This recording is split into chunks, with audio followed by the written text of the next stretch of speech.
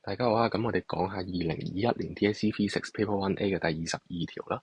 咁當年嘅答中率咧就係淨係得28%嘅啫。咁我哋睇下啦，佢就問佢一個 electric field strength 嘅。咁我哋要知道 electric field strength 咧係正比於呢個 charge 除以 distance square。咁我哋睇下啦，佢話呢個 Y 呢個位嘅 electric field strength 咧係 E naught，咁係向右啦。我哋知道向右 E naught。咁佢就問啦，如果我哋擺一個 point charge 喺 W 個位，再擺一個喺 Z 呢個位，咁喺呢個 case 裏邊 Y 感受到嘅 electric field strength 係幾多呢？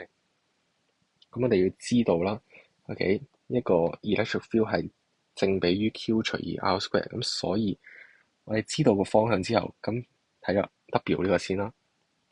electric field 嘅方向係向右下角嘅，而個 strength 係幾多呢？就係E naught，我哋睇翻呢個比例啦，因為 Q 大家都係一樣噶啦，都係正 Q。咁我哋除翻一個1 over，呢度係兩格啦，咁所以1 over E square，再乘翻1 over 幾多 square 咧？咁呢個距離咧，我哋可以用畢氏定理去計嘅。幾多格咧？就係2 square 加2 square 嘅開方啦，咁即係開方8 square。咁我哋計到咧，佢感受到 W set up 嘅 E field strength 咧，就會係一個嘅1 over 2 E naught 啦。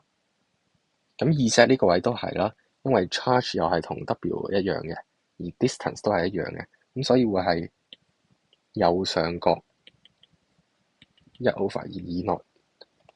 咁我哋而家知道晒兩個嘅 E field strength，咁我哋要點樣將佢加埋一齊咧？我哋就睇下啦。